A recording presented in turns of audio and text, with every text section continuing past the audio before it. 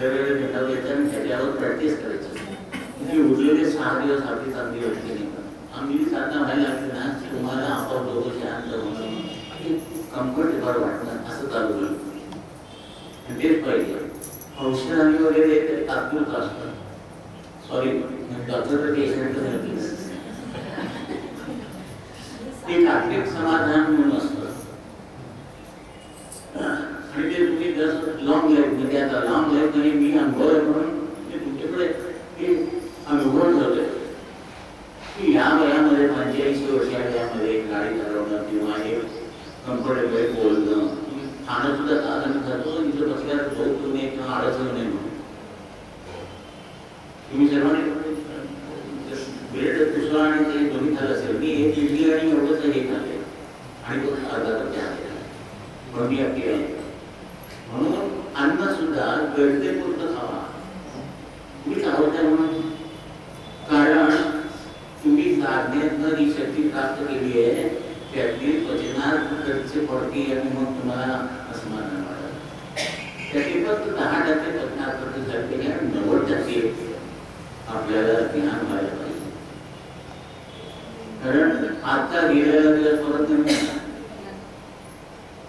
दादा सांगायचे आत्ताच शेवटचा दिवस असं म्हणून मी कार्य करत आलो. म्हणून 70 वर्षात 80 वर्षाचं काम करा. आणि कुणाला कोल्हापुरात एवढे लोक असेल तेवढे लोक का आले म्हणजे तुम्हाला या जन्मात गुरूंची कृपा मिळायचा योग होता. तो व्यर्थ झाला आणि तो व्यर्थ झाला तर पुन्हा जन्मा मिळेल कुठल्या जन्मात माहिती. आयुष्य तर जाणार होत आहे म्हणजे चांगल्या वेळेचा उपयोग मी आलो की मला एवढ्या लोकांना उपयोग झाला नाही तर आपला असा काय उपयोग आहे हे मी म्हणत असेल तुझा काय उपयोग नाही जाईल काय कामाचा प्रॅक्टिकल सांगतो. नशिबाने गुरु भेटले तिथं समजले सोपं साधन दिले हे करायचं आणि पुन्हा डोळ्यानं तिथं त्या बाकी याच्यापुढे की प्रत्येकाने 10 लोकांना ज्ञानी दिल्याशिवाय तुम्हाला मरण नाही येणार नाही. म्हणून आम्ही करायचा विचार करायचा नाही म्हणजे चला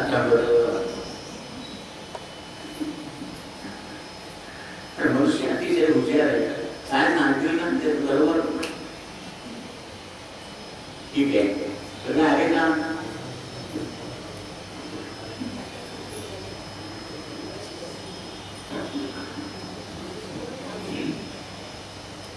रीना जेव्हा केंद्रावर आहे तर केंद्रावर बाबांच्याकडे येतो. इथं हे स्थान येते बाबांचे असं जाणार आणि तुम्ही साधना करता त्याची गोळे असतात. तुम्ही अनुभव घ्या मनुष्य हा गावी का तर त्या गावी असतात त्याच्यात प्रमाणात जर झालं एक समाधान सांगता येत नाही. तुम्हीच करतात तुम्हीच थोडी तरी बरं वाटतं ते बरं वाटतं म्हणजे पॉझिटिव्ह एनर्जी. तुम्ही साधना करून जेवढी धारण करता आणि जेवढी केली उरलेली वरती असते आणि वेगवेगळ्या सर्व ज्ञानात की ते जी वय असतात पुढे लोक अडचण घेऊन आमचा येतील की त्यांना उद्योगी करतो म्हणजे नकळत तुमची आहे हे सत्कृत्य होतं. सत्कृत्य म्हणजे न स्वतःसाठी केलं. सत्कर्म म्हणजे करून केले. मी या मदत केली नाही म्हणायचं नंतर केव्हा 10,000 रुपये देण्याचं हे असं काढल्या हे सत्कर्म. तुम्ही त्या महिन्यामध्ये पैसे देतात ते कुणाला तुम्ही कुणी दिलेलं नाव वेगळं असतं पण त्याला मदत केली त्याला तुम्ही दिले कळते आणि तुम्ही पुन्हा दिले हे तुम्हाला कळतं ते सत्कृत्य.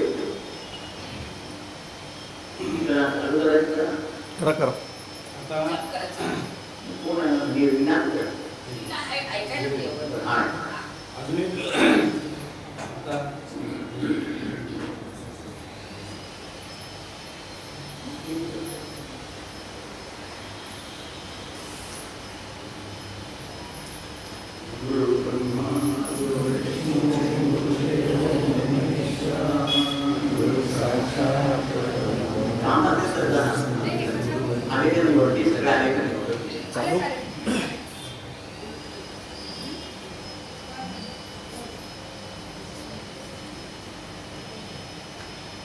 विजयादशमी म्हणजे दसरा, त्याला शिवलग्न पण म्हणतात. त्याच्याबद्दल थोडंसं विकत आहे ते बाजूला. आता विषय सगळं म्हणजे त्याच्या ट्रेकिंग काय ते अजून आपण आजचा विषय कसा होता की कार्याबद्दलची माहिती आणि दादांचं कार्य कशा रीतीनं व्यापलं, कुठपर्यंत नेलं, त्याच्यासाठी आपल्या सगळ्यांचा सहभाग कसा असावा, त्याबरोबर ओंकार साधना कशी करावी, नंतर प्रार्थना का, ह्या सगळ्या गोष्टी आपण घेतल्या. तर आता त्याच अनुषंगानं जी दोन पावलं आहेत, एक दसरा आणि दीपावली, तसं ते दसऱ्याबद्दलचं आता विजयादशमीचं आपण वाचणार आहोत. आणि त्याच्यानंतर आपण सामुदायिकरित्या साधना प्रार्थना कशासाठी करायची याचं वाचन. सामुदायिकचं महत्त्व काय आहे म्हणून तुम्हाला रविवारी तुम्ही घ्यायचं, काही पण वेळ घ्यायचं. त्या मुसलमान लोक बघा नमाज पडायला जाताना सामुदायिकरित्या पडतात, ख्रिश्चन लोक दर रविवारी जातात सामुदायिक, काही असू नये. त्याच्याने आपल्याला लाभ होणार म्हणजे ना सगळी कामं सोडून खरेदी करायचं. आपण कार्यकेंद्रावर विविध उत्सव साजरे करतो. त्याचे कारण म्हणजे त्या उत्सवाच्या दिवसाचे महत्त्व कळावे यासाठी. गुरुपौर्णिमा त्यांचा हरिनामाचा दिवस, विजयादशमी हा दिवस आपण परमपूज्य श्री साईबाबांची पुण्यतिथी म्हणून मानतो. पण ही फक्त व्यावहारिक भाषा झाली. खरे तर श्री बाबा हे गेलेच नाही, देहाने गेले पण आत्म्याने सर्वकडे आहे. परमेश्वर कधी मरतो का? तो मेला तर जगात काहीच राहणार नाही. श्री बाबांनी त्यांच्या हयातीत जे कार्य हाती घेतले होते ते संपन्न झाल्यानंतर आपला देह इथेच पुण्याईचा ठेवा म्हणून ठेवून ते शक्तिरूप झाले. शक्तिरूप झाले म्हणजे संबंध वातावरणात आहे.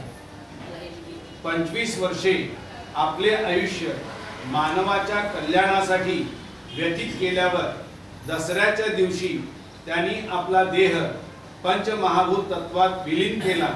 आणि म्हणूनच आपण कुठल्याही प्रकाराने त्यांची भक्ती केली की ते येऊन आपले रक्षण करतात. बाबांचे आई वडील कधी ऐकलेत का? मग बाबांनी कसा जन्म घेतला तर ही वातावरणाची पाच नैसर्गिक तत्व आहे ते झाले. आई वडील संभव म्हणतात त्याला. जे आई वडिलांच्या ज्याने जन्माला आलेले नाहीत ते, म्हणून मी तुला म्हटलं की पंचमहाभूत तत्वात विलीन केला, पंचमहाभूतातून धारण केला आणि काम झाल्यावर पंचमहाभूत तत्वात विलीन केला. आणि म्हणूनच आपण कुठल्याही प्रकाराने त्यांची भक्ती केली की ते येऊन आपले रक्षण करतात. ते नेहमी सांगतात I will always protect you not neglect you. I will not neglect you but always protect you. Shri बाबांचा देह जरी आपल्यासारखा होता तरी त्यांचा प्रत्येक अवयव ईश्वरमय होता. त्यांनी आपल्या देहाचे अत्यंत सूक्ष्म भाग करून वातावरणात पसरवून टाकले. या अनंत सूक्ष्म कणांपैकी एक कण आपल्यामध्ये आहे. म्हणूनच आपल्याला श्री बाबांविषयी श्रद्धा, भावना, भक्ती ही आहे. विभूती म्हणतात बाबा जिस राह से गुजरे उस राह से हमें भी गुजरना है. बाबा अपनी झोली भर के आते हैं और देखते हैं कि मेरे बच्चे मेरे लाल कहाँ है. लेकिन हम पुण्यतिथि मनाते हैं. अगर वो मर गए होते तो रोज आशीर्वाद देने के लिए कैसे आते. जब मोहम्मद पैगंबर को खुदा मिला वो दिन ईद होती है, वैसे ही हमारे लिए आज का दिन यानी दसरा यह हमारे लिए ईद ही है. आज बाबा हमें मोहब्बत से मिलने आते हैं तो हमें भी श्री बाबा को अपनी मोहब्बत यानी साधना अदा करनी है. सारख्या तक्रारी घेऊन यायचं नाही. आता मुलं बघा सारख्या तक्रारी सांगायला मिळतो नाही. आज झालं तुझं, आज मला बरं वाटतं, आई नाश्ता चांगला केला होता असं म्हटलं बरं वाटतं ना. म्हणजे कळत तुम्हाला सारखं येऊन देतात तक्रारी मग तर लग्न होत नाही ते आज असत नाही म्हणतात. ऐकून ऐकून कंटाळून मी आता आला नाही आलो तुमच्या असं म्हणतात. त्यांनाही बरं वाटेल ना. तक्रारी संपणार नाही तर नको संपू दे. पण आपण शहाणे होतो, काहीतरी डोक्याला व्याप असला की मनुष्य देवाला विसरला नाही. म्हणून तुम्ही गोष्टीत ऐकलं असेल पुराणामध्ये की कृष्णाची बहीण होती कुंतीला कृष्णाने म्हटलं काय पाहिजे तुला मागतो. ती म्हणे मला दुःख दे देवा. सुखात असलं की देवाची आठवण होत नाही. तुम्ही इथे सरळ बोला, कल्याण म्हणून आलं नाही, प्रत्येकाची काहीतरी अडचण होते, दुःख निर्माणाचं म्हणून आला. म्हणून ती म्हणाली मला सारखं दुःख दे म्हणजे तुझं स्मरण विस्मरण होणार नाही मला. तेव्हा देवाला सांगा आमकाला नाव लावा आणि मला दुःख दे म्हणजे मी रोज देईन. तसं काय सांगू नका, मी आपलं गंमत केली. म्हणजे रविवारी येणं, एक आठवड्यात येणं आणि आपल्याला 6 दिवसात सगळं ते जोडून मिळतं. हे येणं म्हणजे आपण केंद्रावर घेतो, यांच्या घरी येत नाही, केंद्रावर येतो.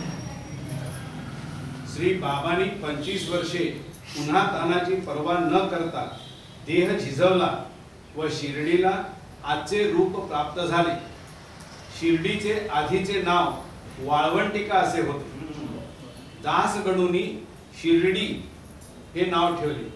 श्री बाबा दासगणू चांदोरकर वगैरे जवळच्या भक्तांना म्हणत की आज मला लोक वेडा म्हणून हिणवत आहेत, परंतु एक वेळ अशी येईल की सर्व जग माझ्यासाठी वेडे होईल. आणि खरोखरच आज तसे झाले आहे. आपल्याला समोर श्री बाबा दिसतात, पण त्यांचे मागे नवनाथ आदिनाथ ही परंपरा आहे. या विश्वाच्या भोवती एक महान शक्ती आहे आणि ती म्हणजे आदिशक्ती किंवा हिरण्यगर्भ शक्ती. ह्या शक्तीने ही सृष्टी निर्माण केली. मी काल सांगितलं होतं तुम्हाला, सूर्याला उगवून सांगावं लागत नाही. पृथ्वी फिरती आहे, वारं येत आहे, पाऊस पडतोय, ते कोण करतं? बरोबर की नाही? ती शक्ती, ती म्हणजे निसर्गाचं कार्य जसं त्या शक्तीने अवघात चालू आहे तसं आपल्या जीवनाचं पण सुरळीत चालावं म्हणून ओंकार साधण्याचं ती शक्तीचा अंश आपण धारण करायचं. समजलं? अगदी सोपं. ती शक्ती आपल्यात गुरुशक्ती म्हणून येणार आणि ती आली की आपलं काम सगळं व्यवस्थित होणार. म्हणून ते सांगतं की माया जाळी म्हणा गुंतू नको व्यर्थ आणि मग नंतर काय गुंतू नको व्यर्थ. संसार अनर्थ प्रत्यक्ष. संसार म्हणजे आता यांचं घर वरती आहे, ते व्यवस्थित करावं म्हणून केंद्र नाही आहे, तर केंद्राची व्यवस्था व्यवस्थित करावी म्हणून वर. समजलं? बरोबर. आपण बाबांच्याकडे काय म्हणतो की माझं सगळं चांगलं कर मग मी तुझ्याकडे बघतो. पाहता संसार दुःखाचा सागर. दुःखाचा सागरच नाही. वाळवंटी गावी खेळ मांडी येला म्हणजे नाही, वाळवंटच आहे. त्याच्यामध्ये आनंद निर्माण केला म्हणून वाळवंटी गावी खेळ मांडी गेला. नाथाची वैष्णव भावी. विठ्ठलाचं दर्शन मिळते म्हणून त्या वाळवंटात आहे. तसं शिर्डीचा अर्थ मी सांगितलं होता. शिर्डी म्हणजे पहिल्या 3 लोकातनं पार होऊन 4थ्या लोकात जाणं ते शक्य. इथं गुरु केल्याशिवाय होत नाही. मग आम्ही गुरु करत नाही, आम्ही मानत नाही, मग फिरत बसायचं. आयदर ऑर, एक तर भोगायचं नाहीतर त्यातनं सुटका पाहिजे असेल तर गुरुला मानायचं आणि तो करायचं. आणि सीमोल्लंघन दसरा सुद्धा म्हणजे सांगते दुःखी जीवनाकडनं सुखी जीवनाकडे वाटचाल करायची म्हणजे सीमोल्लंघन आहे दसरा. या विश्वाच्या भोवती एक महान शक्ती आहे, ती म्हणजे आदिशक्ती किंवा हिरण्यगर्भ शक्ती. या शक्तीने ही सृष्टी निर्माण केली. ही शक्ती तुम्हाला तशीच पेलणार नाही, म्हणून श्री बाबा हे आपले सब स्टेशन आहे. तुम्हाला कारण या शक्तीचा अंश बाबांच्यात आहे, म्हणून प्रथम श्री बाबांच्या चरणी विलीन व्हायचे व नंतर तुम्हाला श्री बाबांकडून त्या शक्तीचा आशीर्वाद प्राप्त होणार. श्री बाबांनी स्वतःच्या तपश्चर्येने जी शक्ती स्वतःच्या ठिकाणी धारण केली व नंतर ती विश्वात पसरवली आणि विधात्याला सांगितले की ज्या ठिकाणी ओम श्री साईनाथाय नमः याचा उच्चार निरपेक्षपणे होईल तेथे माझी शक्ती जाईल. अशा तऱ्हेने श्री बाबा नामानिराळे झाले. बाबांच्या आयुष्याचे सार या नामस्मरणात आहे. म्हणूनच ह्या नामस्मरणाला आपल्या काव्यात सर्वाधिक महत्व आहे. साई म्हणजे बंधुभाव किंवा विश्वबंधुत्व. साई हा शब्द विश्वव्यापी आहे. म्हणून घर बसल्याला उगीच काहीतरी विचार करायचा तर बसायचा की बस आता गेली की बोलतील काय आहे असले काहीतरी विचार करायचं. माझं उद्या काय होईल मग एवढं कळत असतं काय. त्यापेक्षा ओम श्री साईनाथाय नमः, ओम श्री साईनाथाय नमः अशी सवय लागली. आमची एक बहीण होती, तिला कॅन्सर झाला होता आणि दादा म्हणजे सगळे फिजिकल झाले ते काय ते थेरपी सगळं झालं आणि शेवटी म्हणाले आता काय होत नाही सर तुम्ही देवाचं नाव घ्या. की म्हणजे आयुष्यात कधी घेतच नाही ते येतच नाही. म्हणजे काय झालं म्हणून सवय लावायची अशी सवय लागते की नाही. आता पिझ्झा माहित नव्हता पण खायची सवय लागली. ती कशी लागली रोज खाता. व्यावहारिक उदाहरण करायचं समजत नाही म्हणून सांगायचं नाही. म्हणजे पिझ्झा खाण्याबद्दल माझ्याकडे ऑब्जेक्शन नाही आहे. दिवसातनं 2दा पिझ्झा खात असेल 2दा नामस्मरण करायचं. 2दा साधना नाही नाही 2दा साधना करायची नाही. एकदाच बाज आहे. एकदाच ती पचवायची कठीण नाही. मला काही काही लोकांना विचारलं 2दा केली तर चालेल का. एकदा करून पेशंट सर्वात श्रेष्ठ नामस्मरण म्हणून सांगितलं आहे. त्याच्यात ओम श्री साईनाथांना का सांगून झालं 9 अक्षर म्हणजे 9 ग्रह प्रत्येकाला उच्चार मध्याला म्हणजे ते 9 अक्षराला 3 आणि म्हणलं प्रत्येक अक्षराला 3 उच्चार मध्ये म्हणजे 27 नक्षत्र झाली. आणि ओम श्री साईनाथा याला उच्चार मध्ये म्हणजे 12 राशी. 27 नक्षत्र 12 राशी आणि 9 ग्रह येतात येतात त्याच्याने तुमचं भविष्य घडतं आणि ते चांगलंच घडतं. म्हणून रोज आज वर्तमान काळात तुम्ही रोज करायचं ठरवलं म्हणजे तुमचं भविष्य घडतं. जसं मी उदाहरण देतो आता जून महिन्यात पाऊस पडला तिथं जाऊन फिरून आला तर जानेवारीमध्ये रोड आहे म्हणजे भविष्य नाही का. विचारायला जायचं नाही. परमपूज्य बाबांचे कार्य भूत भविष्याच्या गोष्टी सांगण्याचे नाही. बरोबर तेच पूर्णत्वाने ज्या मनुष्याचे जीवन व्यर्थ झाले आहे किंवा अज्ञानाने व्यर्थ जाणार आहे अशा व्यक्तीला जीवनातील तात्विक मर्म समजावून सांगणे हे कार्य आहे. म्हणून सेवा हीच उपासना आहे. बसल्यावर आपण ते निरपेक्ष तो सांगतो ते सगळं ऐकून त्याला व्यवस्थित निराकरण सांगायचं. नाही तर म्हणे आता माझं लग्न होत नाही मग काय करू माझंच झालं नाही ह्याचं काय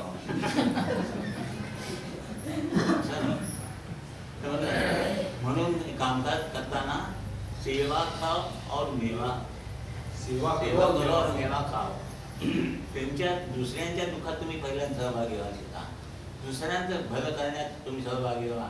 म्हणून प्रार्थना येते सर्वे जना सुखिनो भवन्तु सर्वे सन्तु निरामयाः सर्वे दुःखरहित होते सर्वे भद्राणी पश्यन्तु म्हणजे सगळं शुभ शुभ सगळ्यांमध्ये. मा कश्चित दुःखम भाग हवे कोणी दुःखाचे भाग होऊ नये. ओम शांती शांती शांती करून बघा. दुसऱ्यांना मिळू दे म्हटलं ना की आपल्याला सगळं न मागता मिळतं. मी रोज झोपताना ती प्रार्थना करतो. सगळं म्हणायचं तर राग असं ते लक्ष्मी उठल्याबरोबर म्हणायचं. मग नंतर वक्रतुंड म्हणायचं. आणि रात्री सगळं झोपताना सकाळपासून काय चांगलं केलं ते देवा तुझ्या चरणी प्रेमाने अर्पण करतो. म्हणजे आपण नामानिराणे खरंच डोक्याला शांत बघा तुम्ही करून. मी आज गेली 1 वर्षभर करतोय. एकदम रात्री पडले की झोप लागते. तुम्हाला पडले की झोप लागत नाही लागते त्या नाही ते मला माहीत नाही. ते तुम्ही विचार करायचा. नको ते विचार तेव्हा येतात नेमके हे अनुभव आधी. आणि असं करायला लागल्यापासून हेच पाहिजे आपल्याला. शेवटी काय पाहिजे जे आहे त्या प्राप्त परिस्थितीमध्ये समाधानी घ्यायचं. दुसऱ्यांच्याकडे बघून आपलं डेटम नाही ठरवायचं. नेहमी आपल्यापेक्षा दुसऱ्यांकडे खालती म्हणजे आपल्यापेक्षा त्यांच्याकडे बघायचं त्याच्यापेक्षा आपलं बरं आहे की नाही.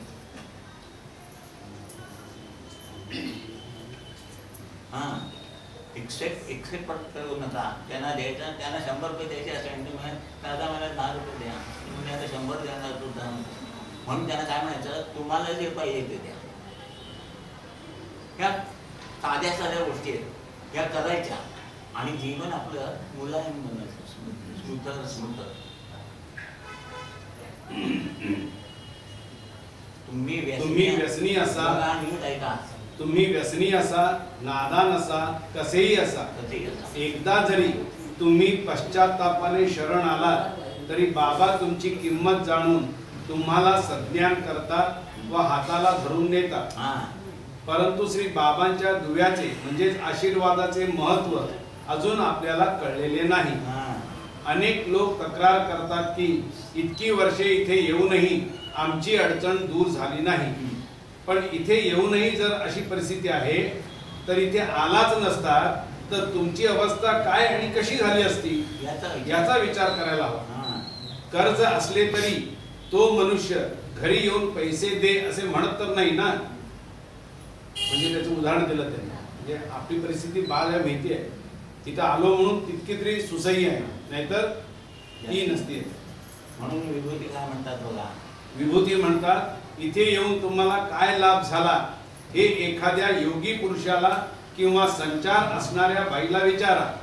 ते निश्चित सांगतील की तुमच्या जीवनाचा उद्धार झाला आहे. कारण श्री बाबांचे सामर्थ्य त्यांना बरोबर माहीत असते. काही लोक असे आहेत की प्रत्यक्ष शिर्डी किंवा अक्कलकोटला राहत असून सुद्धा त्यांनी तेथील सत्पुरुषांचे दर्शन घेतले नाही. घरकी मुद्दी डाल बरोबर त्यांना या सत्पुरुषांविषयी काहीच महत्व वाटत नाही. कारण त्यांचे ठाई असलेला अहंकार आणि त्यामुळेच त्यांच्या कुटुंबाची वाताहत झाली. हवा दिसत नाही पण तिच्यामुळे आपले जीवन चालू आहे. तसेच बाबांचा दुवा आपले काम करीत असतो. तो दिसणार नाही पण त्याशिवाय आपण जगू शकणार नाही. तरीच जन्मा यावे दास साईचे व्हावे असे वंदनीय दादांनी म्हटलेले आहे. म्हणून तुम्हाला आता समजलं असेल की बाबांचा आशीर्वाद देण्याचे तयारच आहे. 8 वाजता हजर असतात. त्यावेळी निदान एक दिवस रविवार आपला नाही त्या दिवशी यायचं म्हणजे यायचं. सगळं व्यवस्थित आरती साधनं सगळं करायचं.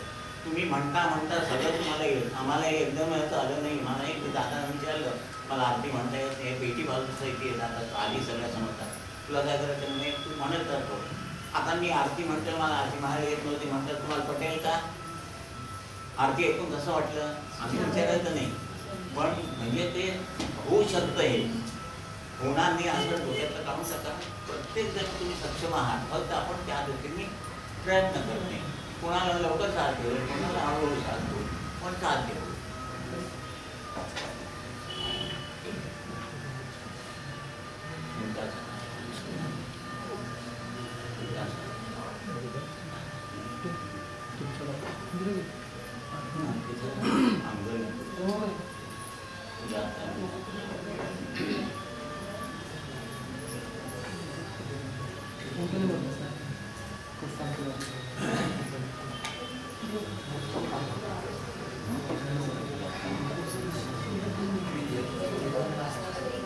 आता ओंकार सांगण्याबद्दल थोडीशी माहिती आहे. नंतर आरती साधना, या मार्गामध्ये ओंकार साधना, आरती साधना आणि मुलाखत असे 3 भाग दिले की ज्याच्याने माणसाचा विकास होतो आणि जे जीवन ईश्वरमय व्हायला पाहिजे ते होतं. आणि ते व्हायला पाहिजे असं पहिलं नाही. जन्माला यावे आणि नरजन्माला येऊन काय व्हावं, नारायण होऊन जावं, गोविंद गोविंद गोविंद.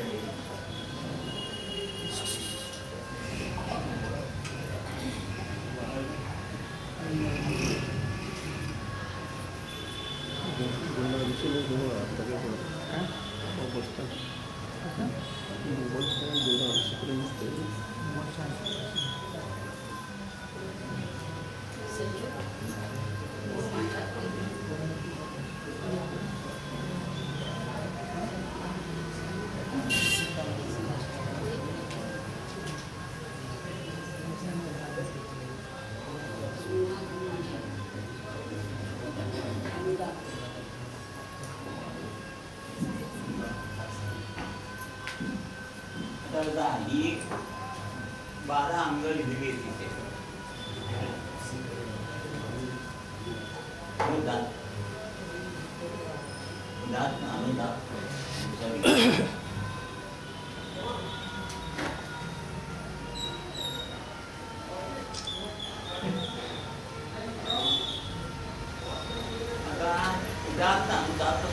म्हणजे काय की गाव सांगितलं होतं की भीमरूपी महादुर्गा वजना मारुती.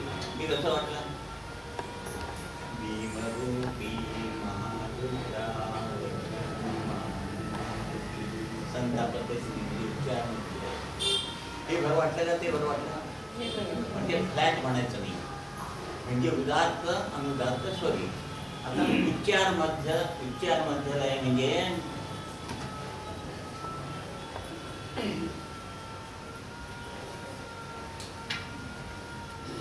असं उच्चार मध्य आणि लय.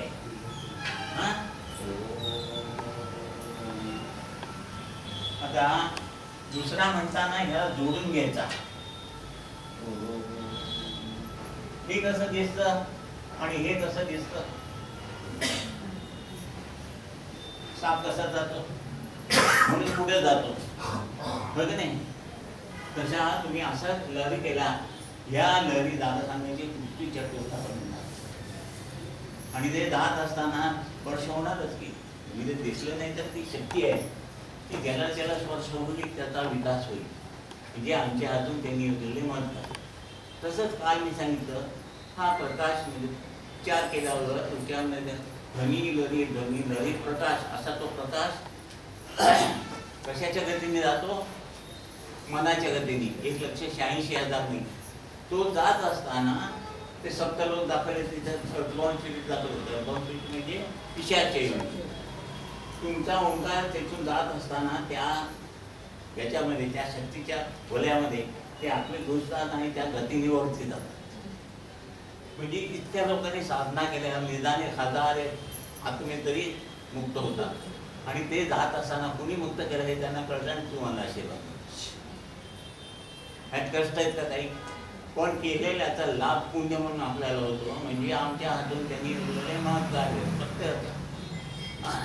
उदात्ताचा झाला उच्चार मध्यला झाला स्वतः लय. आता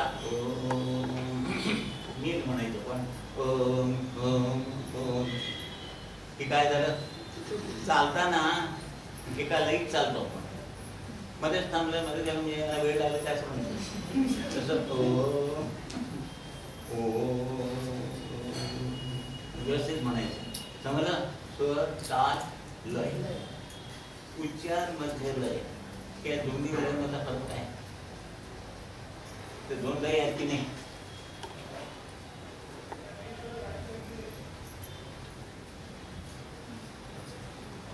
काय दोन्ही मधला फरक उच्चार मध्य लय मध्ये श्वास संपला की आवाज थांबला आणि स्वर ताल लय मध्ये तुमचा बॅलन्स ओम ओम ओम नाही. इथं श्वास संपला की एंड होतो तो लय आणि इथे ही लय म्हणजे चालताना व्यस्त एका त्याच्यात म्हणजे हा लय आणि हा लय वेगळं कळलं. म्हणजे ही 12 अंग आहेत ना म्हणून ही 12 अंग तुम्हाला म्हणता म्हणता हळून येणार. ह्या 12 अंगाने साधना केल्यावर तेव्हा तुझे मी धन्य झालो. भगवांती चुकली परमपदी परब्रह्ममूर्ती अंगे पेटली. ती अंगाने तू साधना कर म्हणजे तुझं जीवन ईश्वर. आजची साधना कशी चांगली झाली एकदम बरं वाटलं. म्हणजे कोणी तोल द्यायला होता त्याने कमी जास्त तोल दिले की मग काय होतं रोज एक वेगळी साधना होती. तसं नाही होत एक त्या बरोबर ते लावायचं आणि डोळे बंद करून थंडावाली की करायचं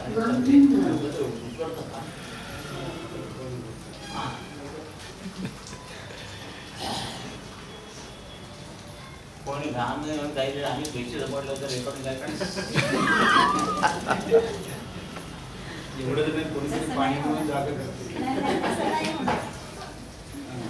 तर सर्वात सोपं आणि सुलभ असं साधन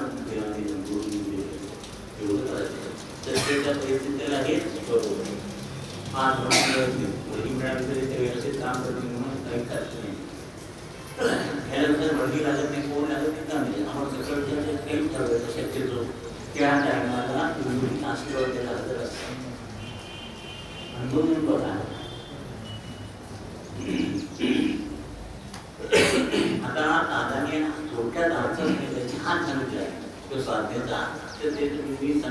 लक्ष देऊन यायचं. साधना करून घेतली, मग मुलाखत सुरू झाली. उच्चार म्हणजे उच्च आचार, विचार आणि आहार. उच्चार, मध्य, लय यातील उच्चार हे ओंकाराचे एक अंग आहे. मध्य मनुष्य जे दुःख सांगतो ते देवापर्यंत पोहोचवणारा मध्यस्थ. लय म्हणजे मला म्हणजे वंदनीय दादांना मध्यस्थ ठेवून देवाने जे दिले ते तुम्हा भक्तांपर्यंत पोहोचवले ते लय म्हणजे परफेक्शन. म्हणजे तुम्ही सगळे मध्यस्थ आहात म्हणून लगेच सांगतात आहे बसायचं नाहीये. तुम्ही काम करत असताना, तुम्ही साधना करत असताना तुमच्या माध्यमातून जे काही काम करून घ्यायचं ते करून घेत आहे. की कुणीही कमी नाहीये हेच मला सांगायचं. मग तुम्ही काय आलं वर्ण पडल्याचं नाही, मला मी आलं की एकदम पायाला नमस्कार असं करू नका. मी तुमच्या सर्वात एक मनुष्य आहे. एका कोणीतरी चौकून सर्वांना सांगितलं की बाबा होतं म्हणून सगळेच करेक्ट झाले तर कुणाला राज्य करायचं मला नाही. मला माझ्याबद्दल माझा नमस्कार. तुम्ही माझ्याकडे वाकून माझ्या दोन्हीकडे हाताचे एवढेही पाहता नाही. मध्य म्हणजे मध्यस्थ होणे. मध्यस्थ देवाकडचं आपण यांनी मला दुःख सांगितलं की मी दुःख देवाकडे पोचवायचं. तिकडनं मला जे तिथं बसल्या निराकरण होते ते यायला सांगायचं. ह्याचं दुःख तिकडे पोहोचायचं हे मध्यस्थ जाणार. आता पोस्टमॅन तुमच्या लेवलचं लीडर कोणाला असलं तर पोस्टवरच्या बाहेर पडतात का तुम्ही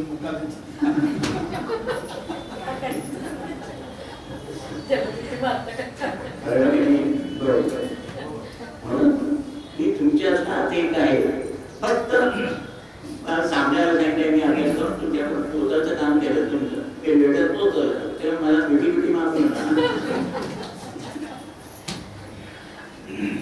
ओंकार 10 सेकंद सर्व अंगांनी विचारपूर्वक केला तर शरीरातील तीनही क्रिया म्हणजे रक्ताभिसरण, पचन आणि श्वसन या व्यवस्थित होणार. बरोबर आहे की डॉक्टर? आता हे तिन्ही व्यवस्थित झाल्यावर कुठला रोगच होणार नाही. मग तुमच्याकडे पेशंट कसे येणार? पण तेवढी परफेक्ट साधना झाल्यावर मग येणार नाही. पण तोपर्यंत आहे काय काय. ज्याप्रमाणे आगपेटीची काडी घासल्यावर चैतन्य निर्माण होते त्याप्रमाणे ओंकार 10 सेकंद म्हणत असताना हाताच्या वर खाली करण्याच्या केलेल्या आचाराने शरीरात चैतन्य निर्माण होते. आता चैतन्य म्हणजे काय आणि चेतना म्हणजे काय? चैतन्य म्हणजे सूर्य, त्याच्यापासून वाढवतात ती चेतना. पण आत्मा हे ते चैतन्य म्हणजे त्याच्यापासून शक्ती म्हणजे पण आपण आल्यास नव्हतो. आत्मा म्हणजे हालत नाही, सगळं सुस्त होतो. ती शक्ती सर्व शरीरभर म्हणून चेतना म्हणजे निर्माण करायची म्हणून साधना करायची. ते चैतन्य आपल्या आत्म्याला त्याचं ते आत्मा बलवान होतो आणि आत्मा बलवान झाली की तुझं शरीर सांभाळतो. म्हणून तो आत्मा म्हणतो की देवाकडे मागू नको, तू माझ्याकडे बघ म्हणजे मी तुला सगळं काही देतो. पण आपण कसे आहोत जगाकडे बघायचं आणि आत्मा देहाकडे बघत असतो. असं दादा हातून दाखवायचे. जगाकडे काय बघायचं? त्याला माझ्यापेक्षा काय जास्त प्राप्त झाले. माझी गाडी कुठली आहे, त्याची गाडी कुठली आहे म्हणजे काय? हा BMW. त्याची BMW मी ह्याच्या पोटात पडली. हा माझी BMW कळलं ना? म्हणजे जे दोन डोळे दिले त्याच्याने काहीतरी चांगलं बघायचं ते तुम्ही कंपॅरिझन करायचं होतं. माझ्यापेक्षा ती साडी त्याच्या माझ्याकडे नाही, त्याच्यापेक्षा जास्त आहे. तो आत्मा म्हणतो ते सगळं जे पाहिजे ना ते तुला देतो, तू माझ्याकडे बघ. आता नमस्कार करायचं आणि दोघं एक झाल्यावर मग आम्ही गुरु बनतो. तुम्ही एकटे साधना करत असता तरी आम्ही गुरु बनतो म्हणतात. मी दोघं म्हणतात देह आणि आत्ता एक झाले म्हणून आता नाभीपासून कंठापर्यंत चेतना आहे, त्यावर ब्रह्मरंध्रापर्यंत चैतन्य आहे. चेतना नाभी, हृदय आणि कंठ, चैतन्य ललाट आणि ब्रह्म. न्यास वेद काळापासून आहे. न्यास पुष्कळ प्रकारचे आहे. वंदनीय दादांनी मुख्य 5 न्यासांचा शोध लावला. ऐकू येतात ना निकट आहे का शांत. आपल्या तळहातावर उंचवटे आहे. त्यातून शक्ती बाहेर पडत असती. पहिला ओंकार जेव्हा करतात तेव्हा ती शक्ती आत धारवती आणि ती ह्या उंचवट्यातून बाहेर पडत असती. की परत आपण न्यासाने आत घालायची आणि आतून आणि बाहेर आंबा पिकत असतं हे शरीर परिपक्व करायचं. प्रत्येक उंचवट्यात शरीरातील विविध व्याधी दूर करण्याची शक्ती आहे. याचा अभ्यास चीन देशात होऊन त्यावर पुस्तके लिहिली गेली. त्या शास्त्रास ते ॲक्युप्रेशर असे म्हणतात. 5 न्यास, प्रत्येक न्यास 5 वेळा असे 25 न्यास साधनेत करण्याने शरीरातील व्याधी दूर होतात. केवळ नियमित न्यास केल्याने वंदनीय दादा स्वतः शून्यावस्थेतून पूर्ववत होऊ शकलो हा अनुभव घेतला आहे. दादांना काही कळत नव्हतं. अशी अवस्था आली. मीठ पाहिजे तर दाखवावं लागायचं, बोलायला अशा पद्धतीतून जात नव्हते. तशी काय परिस्थिती आपल्या सर्वांप्रमाणे नाही आली ना. ती काही थोडी असेल की कमी होईल, पण रेग्युलर पाहिजे. रेग्युलरता पाहिजे.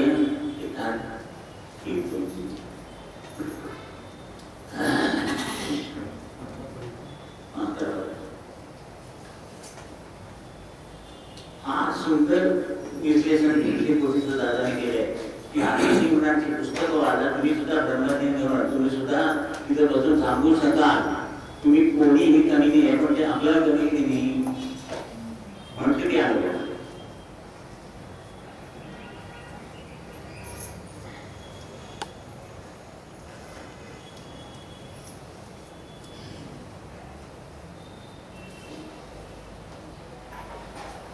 आता पहिल्या दिवशी प्रार्थना केली की त्याचं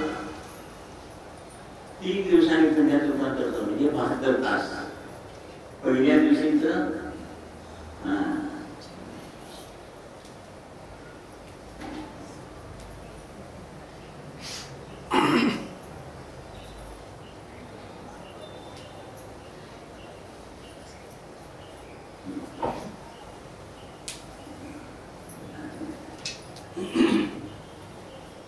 पहिल्या दिवशी केले साधण्याचं 4थ्या दिवशी पोहोचलं, दुसऱ्या दिवशी तर 5व्या दिवशी झालं, तिसऱ्या दिवशी तर 6व्या दिवशी, 4थ्या दिवशी डबल झालं होता. असं करत इथपर्यंत. आता ह्याच्यामध्ये जर अशी ती शक्ती आपल्या इथे धारण होती.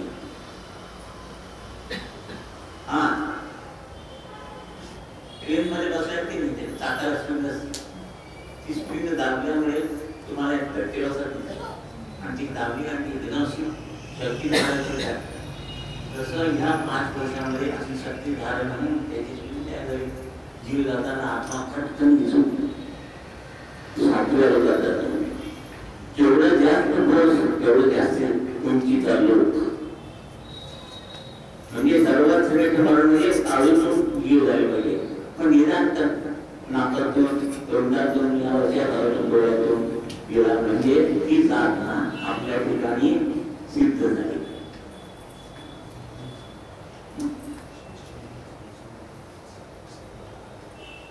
तिने एकच येतात. पण म्हणून तुम्ही आता साखळी कट केली, 4 दिवस गेल्याने साखळी कट केली, ती भूत तुटलं.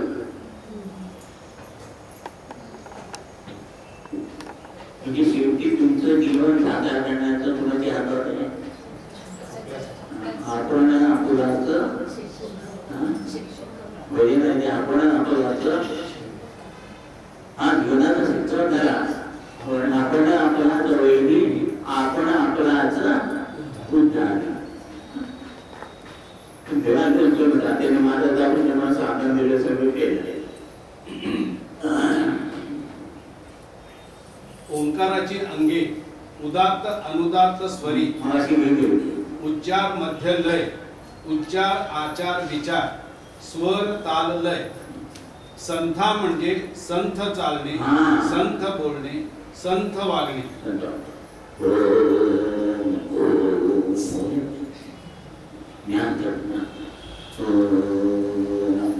सांगायचं नाही आहे.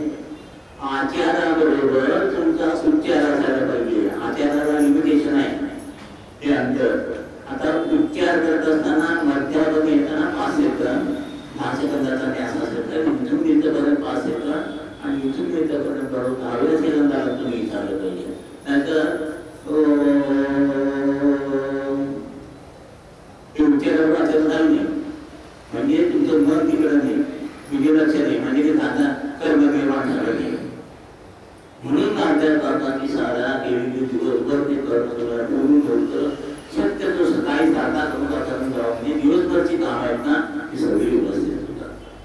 अगदीच सकाळी वेळ मिळत नसेल तर संध्याकाळी ठीक आहे, पण शक्यतो कुठलंही काम सकाळी करायचं आणि दिवसभर वापरायचं. आपल्या कार्यामध्येच असलेले एक गुरुबंधू, तो सर्व्हिसला वगैरे होता पण साधना करून जायचा, पण त्याला कसं की त्या वेळेमध्ये जावं लागायचं, दुसऱ्या गावात बदली झाली की तिथं पण त्यामध्ये करावं लागायचं, म्हणून तो साधनेला सकाळी साधना करून जायचा. पण साधना करताना कशी की आता उच्चार मध्ये लय काकाने आता सांगितलं, त्याला ती सवय तशी नव्हती आणि तो जरासा रागीट स्वभावाचा. तो बाबांची प्रार्थना, हे दैनंदिन प्रार्थना म्हणतात, हे भगवंता नारायण, हे भगवंता नारायण माझ्या आमच्या कुटुंबाच्या उद्धाराकरता, असं जे बोललं की बाबाला सुद्धा वाटलं बाहेरचं पहिला कल्याण. ह्याच्यामध्ये फ्लॅटनेस जो आहे तो उपयोगाचा नाही. हे भगवंता नारायण असं म्हटलं तर प्रेमानं की ते सुद्धा आपल्याला मिळतं.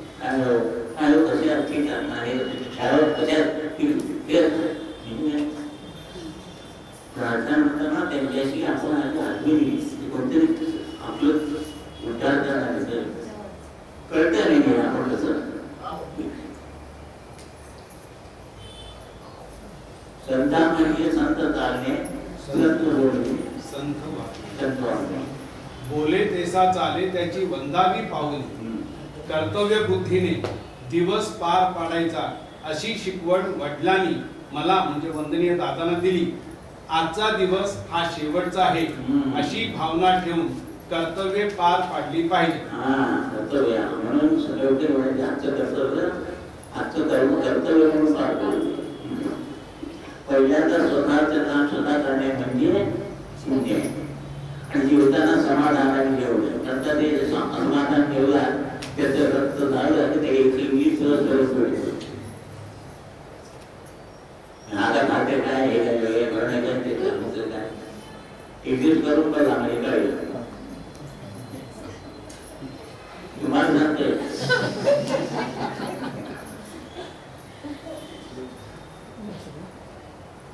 इतरांना आपल्यापासून सुख मिळाले नाही तरी त्यांना आपल्यापासून दुःख होणार नाही असे वागा. आज जगात माणुसकी राहिलेली नाही. उच्चार आचार विचार हा ओंकार साधनेचा पाया आहे. मनुष्य याचा अर्थ मन आहे तो. एक काळ असा होता की त्यावेळी प्राणी मात्र जीव जगणार नाही अशी परिस्थिती होती. त्यावेळी देवाने हळूहळू ते निर्माण करून नंतर पहिला मानव म्हणजे मनु निर्माण केला. मनुचे वंशज आपण आहोत. नराचा नारायण होण्यासाठी मानवाला जन्म दिला, परंतु मानवाने मनुला वर पाठवून दिला. वरून मानव दिसतो पण कृती मात्र दानवाची. पूर्वी तुम्ही भक्तभाविक प्रश्न सोडवण्यासाठी आला, परंतु आता तुम्हाला दुसऱ्यांचे प्रश्न सोडवायचे असल्यास तुमच्यात स्थित्यंतर होणे आवश्यक आहे. हे स्थित्यंतर विमोचन व दीक्षा यामुळे तुमच्यात केले आहे. दीक्षा विमोचनाचा छाप तुमच्यावर मारला आहे. कमीत कमी 10 माणसांची सेवा केल्याशिवाय तुम्हाला मरण मिळणार नाही.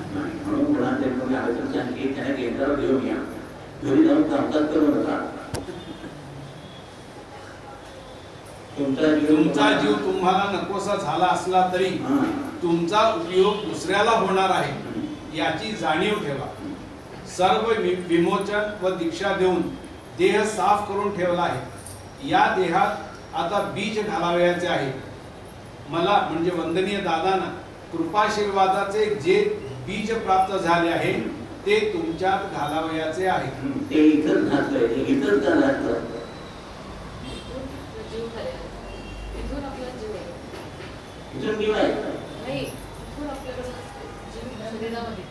हे ब्रह्मस्थान आहे की नाही, नाभीमध्ये का घातलं नाही, नाभी हृदयात का घातलं नाही, नाभी हृदय कंठात का घातलं नाही, ललाटामध्ये का घातलं नाही, मग इथंच का घातलं. सारे ब्रह्म तो म्हणतात तिथे तुम्ही एक दुसरे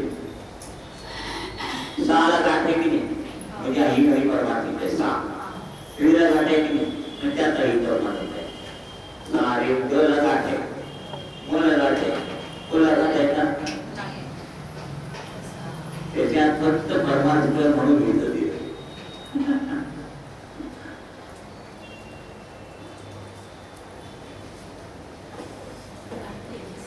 आपण विकास करत असं वर काढून हा त्वचाच्या पुढे पसा असा हा इथं नेऊन ठेवायचा. पण आपण काय करतो फक्त इथं आणून ठेवायचा प्रयत्न करतो.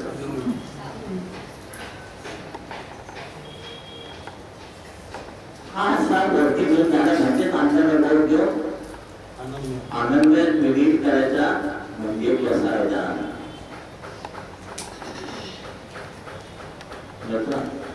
म्हणून तिथं गेले. आता पहिला ध्यास करत असताना त्याला बरं समजायचं. समजा इथं वाटी ठेवूया त्याच्यात तेल आहे, जर तुम्ही वाटी बंद करत वाटी बंद करून आठ वेळेचं तेल लागेल का तर हे तेल आहे ते तुम्हाला संबंध शरीरभर करून नका करायला द्यायचं. म्हणजे ते बीज दादाचे टाकतात. दादांना ते गुरुकृपाशीर्वादाचं बीज मिळालं. काल सांगतो तुम्ही वृक्ष नेता येत नाही म्हणून आपण बीज आणतो. ते बीज तिथे आहे ते बीज सणादी कृपा प्राप्त आपल्याला प्राप्त व्हावी म्हणून जास्त हे सगळं शरीरभर करून हे शरीर भूमय करायचं.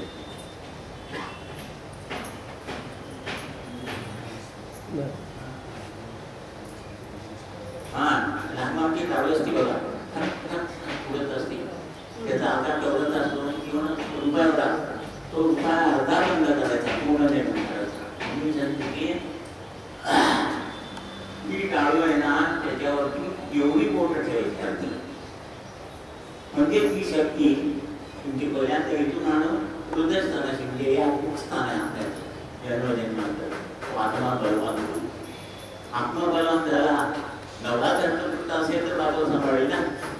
बायको असेल तर नवरा नवरा असेल तर जसा हा बलवान झाला पाहिजे म्हणून पहिला त्यांनी ती शक्ती आणून मित्र जोडायची. मग मातृ तू इंद्रजन दोन्ही रोगांतून आणून कर्माला जोडायचं. शास्त्र प्रत्येक गोष्टी ते समजून घ्यायचं ना समजायला समजलं म्हणजे जास्त पटकुटी करतो आपण.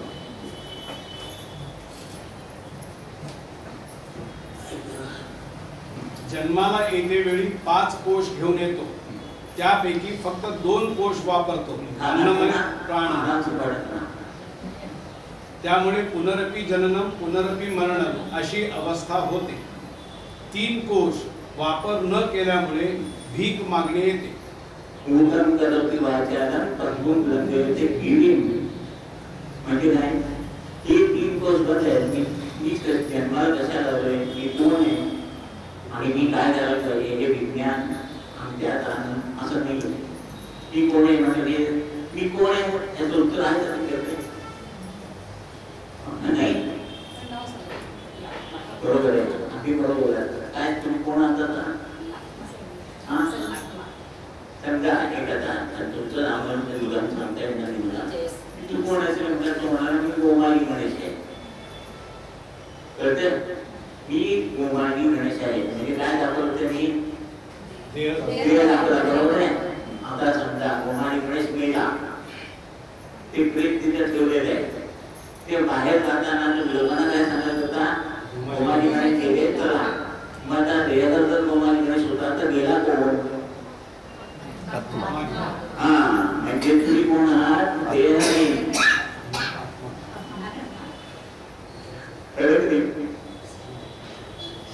हा आता हा चष्मा माझा आहे. This is the spirit is mine, but I am not spirit. हा चष्मा माझा आहे पण चष्मा म्हणजे मी नव्हे. हा शर्ट माझा आहे शर्ट म्हणजे मी नव्हे. हा शशी गतांचा अर्थ असं हा देह म्हणजे मी शशी आहे पण देह म्हणजे मी नव्हे. देह म्हणजे तुम्ही नव्हे म्हणजे आत्मा. तर मी आत्मा आहे असं म्हणून वाटतंय मी असं केलं तसं केलं म्हणजे इथं बसून